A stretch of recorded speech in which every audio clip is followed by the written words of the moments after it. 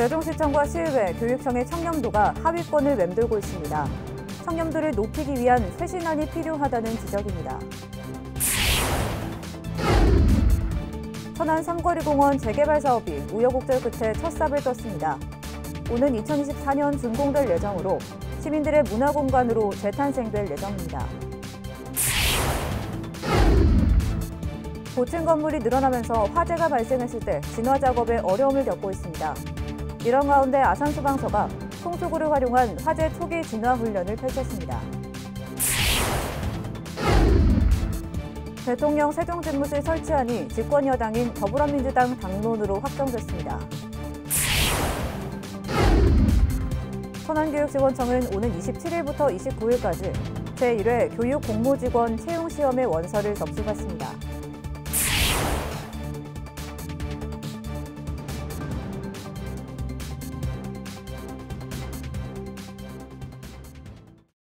시청자 여러분 안녕하십니까? BTV 뉴스 특보입니다.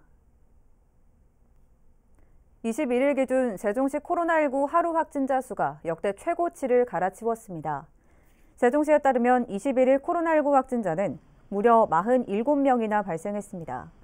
이는 지난 18일 43명보다도 4명 많은 수치입니다. 이날 확진자 가운데 대부분은 동거 가족이거나 친구 또는 대전 확진자와 접촉한 경우였고 감염 경로를 알 수 없는 확진자도 4명에 이릅니다. 지난 주말부터 이어진 사회적 거리두기 강화에도 불구하고 감염자 확산세가 계속 이어지고 있어 방역당국의 고민이 깊어지고 있습니다. 대통령 세종집무실 설치안이 집권여당인 더불어민주당 당론으로 확정됐습니다. 민주당은 의원총회에서 이같이 정하고 관련 법적 근거인 행복도시 특별법 개정안을 조만간 발의할 예정이라고 밝혔습니다.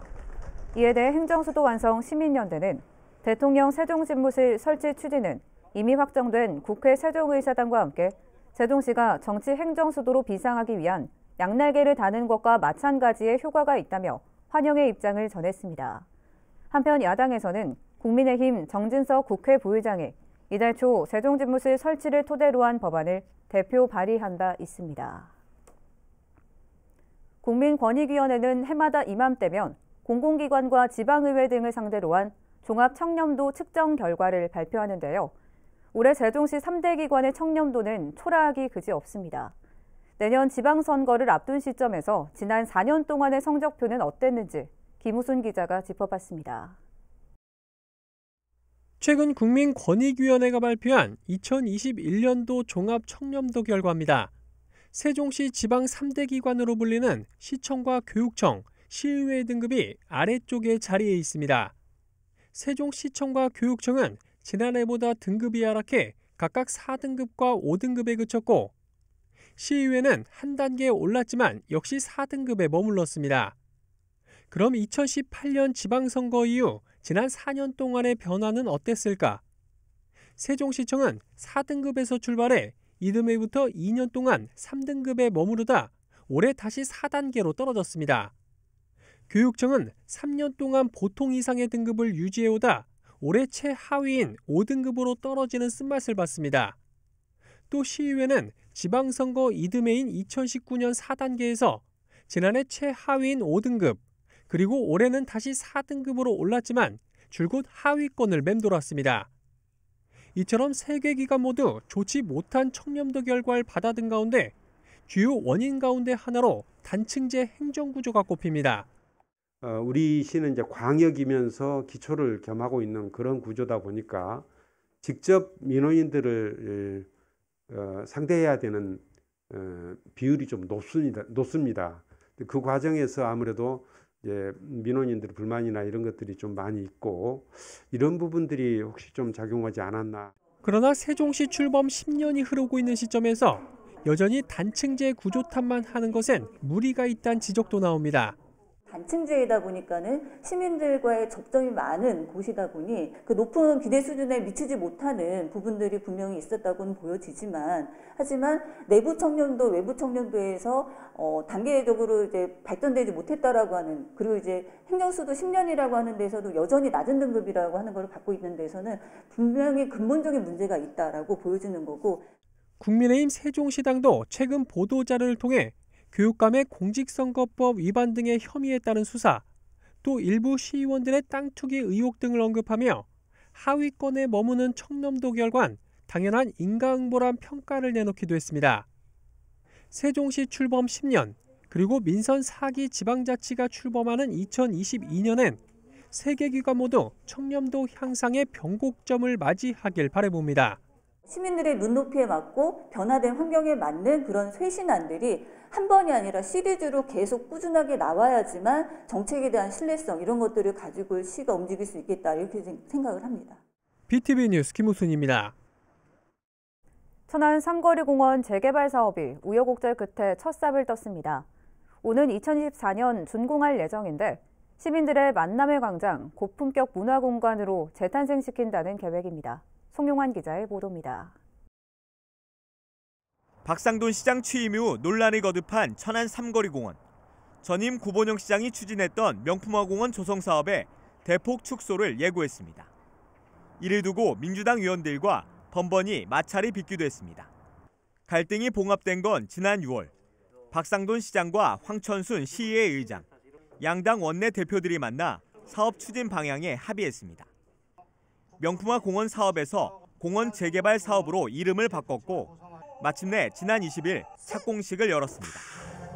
이번 사업은 국토부와 환경부로부터 확보한 국비 134억 원을 포함해 총 570억 원이 투입됩니다. 갈등의 중심에 있었던 지하주차장 조성 사업은 251명 규모로 이달부터 공사에 들어갑니다. 여기에 5만여 제곱미터 규모의 자연마당과 수경시설도 함께 조성됩니다. 다만 지역 주민과 민주당 의원들이 요구했던 바닥 분수와 미디어월은 포함되지 않았습니다. 오늘 착공식을 시작으로 천안 삼거리 공원은 옛 명성에 걸맞는 시민들이 만남의 광장 그리고 고품격 문화공간으로 새롭게 재탄생할 것입니다. 우여곡절 끝에 착공한 삼거리 공원 재개발 사업. 3년 뒤 어떤 모습으로 시민들에게 돌아올지 기대됩니다. BTV 뉴스 송용환입니다. 천안시가 시 공무원들의 자체 연구 용역 시행으로 8,500만 원의 예산을 절감했다고 밝혔습니다. 시는 올해 성완 이화시장 시설 현대화 실태조사와 코로나19 장기화에 따른 아동 인권 실태조사, 클로렐라 사용 농업 토양 환경 변화 연구 등 총 3건의 연구 용역을 직접 수행했습니다. 천안시는 이번 연구 용역 결과를 시정에 적극 반영하고 더 많은 부서가 참여할 수 있도록 권장할 계획입니다. 천안교육지원청은 오는 27일부터 29일까지 제1회 교육공모직원 채용시험의 원서를 접수받습니다. 직종별로는 교육행정사 1명, 교육복지사 2명, 특수교육실무원 25명, 조리원 38명입니다. 작업 요건은 만 18세 이상 60세 미만의 주민등록상 천안 시민입니다. 천안교육지원청 홈페이지에서 원서를 내려받아 이메일로 제출하면 됩니다. 고층 건물이 늘어나면서 화재가 발생했을 때 진화 작업에 어려움을 겪고 있는데요. 아산소방서가 송수구를 활용한 화재 초기 진화 훈련을 펼쳤습니다. 그 현장을 김장섭 기자가 취재했습니다. 지난 2019년 1월 천안의 한 호텔에서 발생한 화재. 지상 21층 규모의 고층 건물로 초기 화재 진압에 어려움을 겪었습니다. 지난해 8월 천안 불당동의 한 아파트 지하주차장에서 발생한 화재 역시 밀폐 공간의 가시성까지 떨어지면서 진화에 애를 먹었습니다. 이처럼 고층 아파트와 지하주차장에서 발생하는 화재를 초기에 진압하기 위해 송수구를 활용한 소방훈련이 아산에서 진행됐습니다. 건물 밖에 있는 연결 송수구에 소방 용수를 공급하자 이내 지하주차장 스프링클러에서 물이 쏟아집니다. 지하 화재 시 저희 대원들이 직접 들어갈 수 없는 여건이 발생합니다. 화재라든가 열기, 연기로 인해서 저희 진입을 불가할 시 저희 소방차로 직접 연결 송수관 설비를 활용하여 화재 진압에 임하고 있습니다. 송수구는 소화용수 공급용으로 설치된 호수 접속구로 옥내 소화전, 스프링클러 설비, 연결 송수관 등이 이에 해당합니다. 송수구를 활용하면 지하 주차장은 물론 고층에도 신속하게 소화용수 공급이 가능해 빠른 대응이 가능합니다. 때문에 송수구가 제대로 작동하는지 점검과 함께 훈련이 필수입니다. 연결 송수관 설비가 설치된 각 대상체에 대한 훈련을 통해 현장 적응력을 높여 실제 화재 발생 시 연결 송수관 설비를 활용한 적극적인 초기 화재 진압이 가능할 것으로 기대됩니다. 한편 아산소방서는 올해 관내 11층 이상의 건물 총 156곳을 대상으로 송수구를 점검하며 고층 화재에 대비하고 있습니다. BTV 뉴스 김장섭입니다.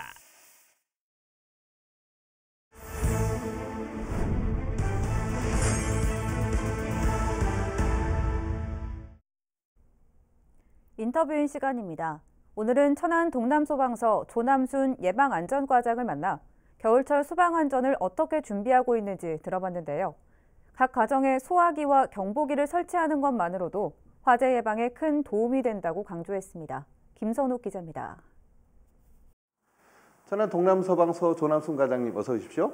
안녕하십니까. 천안 동남소방서 예방안전과장 조남순입니다. 네, 이렇게 바쁜 시기에 나와주셔서 감사하고요. 지금 겨울철이잖아요. 가장 분주한 시기일 것 같은데 우리 동남소방 어떻게 지내고 계시나요? 해마다 그 겨울철이 되면 전국 소방관서는 나름대로의 긴장이 시작됩니다. 우리 동남소방서도 예외는 아닙니다. 특히 겨울철은 시민의 생명과 재산을 지키기 위하여 어느 계절보다도 긴장감 있이 각종 소방활동을 추진하면서 바쁘게 지내고 있습니다. 사실 우리 동남 지역의 안전을 위해서 굉장히 많은 노력을 또 하고 계시잖아요. 가장 중점을 주고 있는 부분이 있다면 어떤 부분이 있을까요? 예, 저희 소방 업무의 가장 중심점은 현장 대응입니다. 각종 현장에서 신속한 대응만이 현장을 빨리 안정화시켜 성공적인 임무를 수행할 수 있기 때문입니다. 이 자리를 빌어서 소방차가 현장에 빨리 도착할 수 있도록 길터주기에 시민 여러분의 적극적인 동참과 협조 부탁드립니다. 덧붙여 코로나로 인하여 시민들과 우리 소방대원들이 감염 방지를 위하여 최소의 노력을 하고 있습니다. 내년에는 빠른 시일 내에 코로나가 극복할 수 있었으면 좋겠습니다. 그렇다고 하면 특별히 우리 동남소방서에서 겨울철에 안전을 위해서 어떤 준비를 하고 계신지 말씀 좀 해주시죠. 네. 첫 번째, 전통시장에 대한 소방안전관리에 중점을 두고 있습니다. 과거 대구 서문시장, 그리고 여수 수산시장, 그리고 인천 소래포구 어시장, 그리고 최근에는 경북 영덕시장에서 발생한 화재에서 볼 수 있듯이 시장 지역 분류심이 얼마나 중요한지를 알 수 있습니다. 그래서 우리 소방서에서는 매주 시장 지역의 소방차 통행 훈련은 물론 소화기와 소방시설 점검, 그리고 새벽 시간대에 화재 예방 순찰로 대형 화재를 미연에 방지하고자 추진하고 있습니다. 두 번째는 아파트에 대한 소방 안전 대책을 마련하고 있습니다. 최근 우리 천안에 고층 아파트가 증가하고 있습니다. 이러한 증가 추세에 따라 우리 소방서에서는 화재 발생 시 행동 요령이 담긴 아파트 화재 대응 매뉴얼을 만들어 보급하고 있습니다. 사실 우리 천안 지역이 도시와 농촌이 굉장히 조화로운 도시잖아요. 그러다 보니까 소방 행정도 도시와 농촌이 다른 행정을 하셔야 될 것 같은데 이런 부분은 어떻게 극복해 나가고 계신가요? 우리 소방서에서는 원거리 화재의 신속 대응을 위하여 농촌 지역 호스리 소화전을 설치 사업을 꾸준히 추진하고 있습니다. 현재 관내에는 60개 호스리 소화전이 설치되어 화재 진압용으로 운영하고 있으며 사용법과 작동법이 간단하여 남녀노소 모두 활용하기 쉽고 또 소방차가 도착하기 전에 마을 주민들이 초기 화재를 진압할 수 있는 유용한 시설입니다. 또한 우리 동남소방서에서는 장애인, 독거노인, 그리고 한부모 가정 등 취약계층에 대하여 화재 소화기와 화재 경보기를 보급하고 있습니다. 작년에도 1,644가구와 올해는 2,820가구에 대하여 보급 사업을 완료하여 도시와 농촌 지역의 시민 모두가 동등한 소방 혜택을 받을 수 있도록 노력하고 있습니다. 그래서 그 결과로 올해 기관 최고 표창인 대통령 표창도 받으셨잖아요. 이 기회에 자랑 한번 해주시죠. 네, 고맙습니다. 소방 업무 수행에 있어 우리 구성원 모두가 혼연일체에 낸 성과라고 자부합니다. 이 자리를 빌어서 우리 직원 여러분 노고에 감사드립니다. 현장 활동은 물론 행정 그리고 민원, 복무관리 업무 등의 남다른 노력의 결과라 생각합니다. 앞으로 자만하지 않고 모든 일에 최선을 다하고 책임 있는 소방이 될 것을 다시 한번 다짐하고 싶습니다. 또 올해가 얼마 남지 않았잖아요. 그리고 또 겨울이 또 다가왔으니까 우리 시민들께 당부하시고 싶은 말씀 있으시면 한 말씀 해주시죠. 네, 전국적인 그 화재 통계를 볼 때 주택 화재로 인한 그 인명 피해가 약 40%로 상당 부분을 차지하고 있습니다. 그러기에 시민 여러분은 가정의 안전을 지킬 수 있는 기초 소방시설인 그 소화기하고 그다음에 화재 경보기를 꼭 비치하기를 권고드립니다. 또한 겨울철 난방을 위해 사용하고 계신 전기 용품이라든지 농촌 지역에서 사용하는 화목 보일러 사용에 있어서 각별히 주의가 필요합니다. 주변을 돌아보시고 혹 불안전한 것이 무엇이 있는지 반드시 살펴봐 주시길 바랍니다.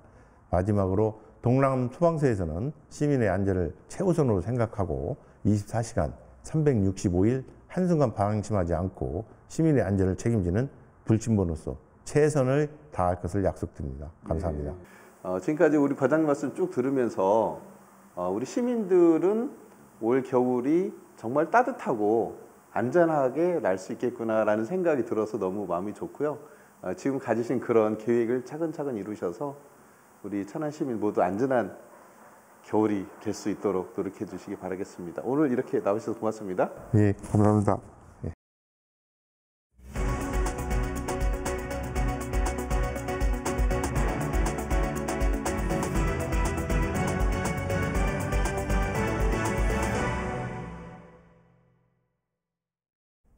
오는 2026년이면 천안에 또 하나의 소방서가 문을 엽니다. 충청남도가 이 같은 내용을 담은 소방서 신설 계획안을 내놨습니다. 송용환 기자의 보도입니다. 천안 동남 소방서입니다. 멀리 동면과 광면, 풍세를 비롯해 1개 읍과 7개 면, 9개 동을 관할하고 있습니다. 지난 2011년 서북 소방서가 문을 열었지만 이미 포화 상태였던 재난 수요와 인구는 10년 동안 더욱 늘었습니다. 천안시 인구는 2011년 57만여 명에서 2021년 69만 명, 2030년 74만 명까지 증가할 것으로 예상되고 있기 때문에 현재 2개 소방서 체제에서는 운영하는 데 상당히 애로사항이 있습니다. 실제로 동남서는 소방관 245명이 인구 25만여 명을, 서북서는 321명이 40만여 명을 감당하고 있습니다. 서북 소방서의 경우엔 소방관 1인당 담당 인구가 전국 평균보다 1.4배나 많습니다. 이렇다 보니 각종 화재나 재난 상황에 신속한 대응이 어렵습니다. 이런 가운데 천안의 수건 사업 중 하나였던 세 번째 소방서 신설 소식이 들려왔습니다. 충청남도는 오는 2026년까지 가칭 동부소방서를 개소하겠다고 밝혔습니다.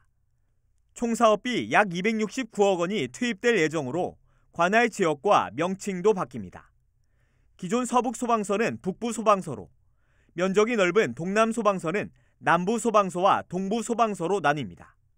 최근 개발로 인해 소방 수요가 증가하고 있는 천안 동부 지역의 소방 사각지대 해소와 화재 안전 골든타임이 확보가 될 것이며 소방서 분서로 현장 지휘 체계가 강화되고 도소방본부는 내년 5월까지 청사 부지와 인력, 예산 등을 확정하고 오는 2024년 7월 착공에 나설 계획입니다.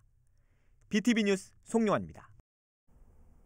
코로나19 때문에 헌혈하는 사람들이 크게 줄면서 전국적으로 혈액 부족 사태가 심화되고 있다고 하죠.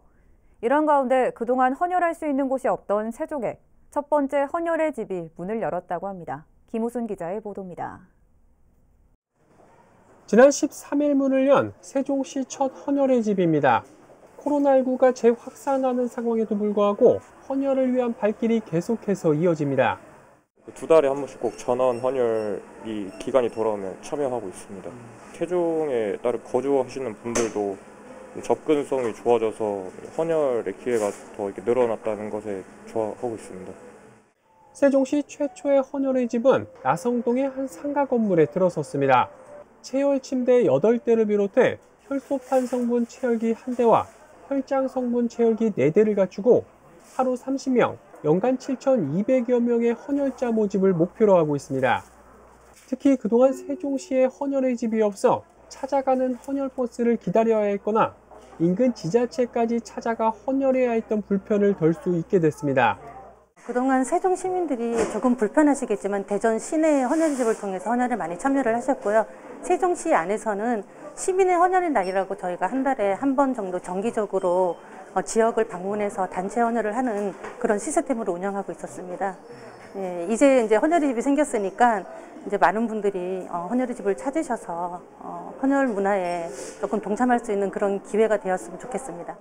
이러한 세종시 첫 헌혈의 집 운영을 축하하기 위해 지난 20일엔 보건복지부 차관 등이 참석한 가운데 세종센터 개소식을 열기도 했습니다. 코로나19 탓에 전국적으로 혈액수급에 비상이 걸린 상황에서 이번 헌혈의 집 세종센터 운영을 계기로 헌혈에 대한 관심과 참여가 높아지길 기대해 봅니다. 최근에 코로나19가 다시 확산되면서 사회적 거리두기가 더 강화가 됐기 때문에 헌혈 참여를 꺼리는 분들이 더 많아졌습니다. 또 더군다나 단체 헌혈에 참여하는 단체들이 많이 줄다 보니까 혈액 수급에 많이 어려움이 발생하고 있는데요.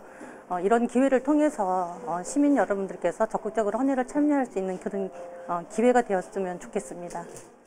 BTV 뉴스 김우순입니다. 지난달 아산 송악면의 한 공공건물이 수년째 방치되면서 지역에 흉물이 되고 있다는 소식 전해드린 바 있는데요. 보도 이후 송악면 주민센터가 다음 달 중 해당 건물을 철거하기로 했습니다. 보도에 김장석 기자입니다.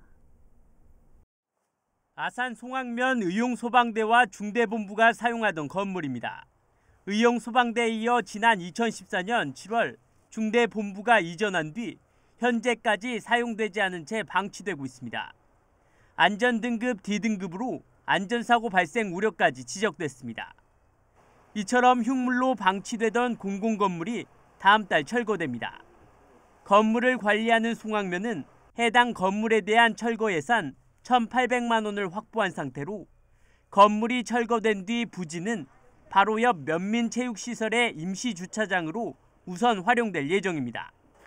철거 전까지는 안전을 위해 해당 건물에 진입할 수 없도록 조치했습니다.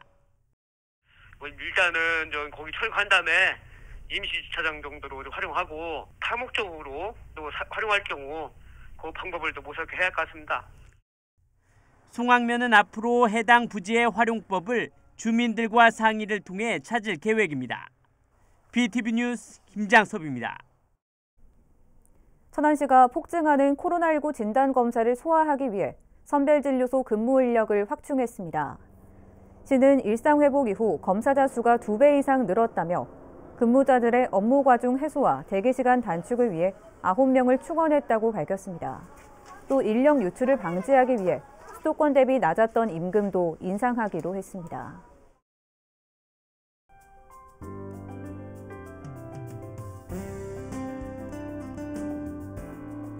세종시교육청 평생교육학습관이 지난 1년 동안 모두 1,560권의 책을 읽은 조치원읍 남은숙 씨 가족을 2021년 책 읽는 가족으로 선정하고 인증서를 수여했습니다.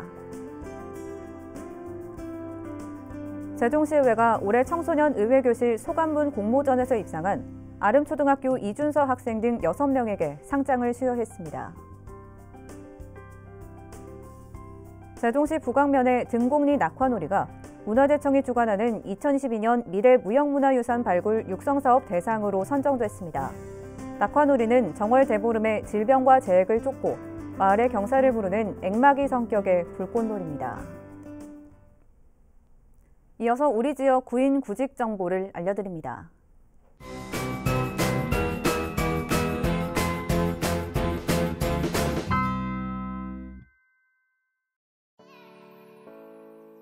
주식회사 에이스퀸 물류에서 관리 사무보장 1명을 채용합니다. 직접 방문하거나 이메일로 지원 가능하며 문의사항은 010-2425-7737번을 통해 안내받을 수 있습니다.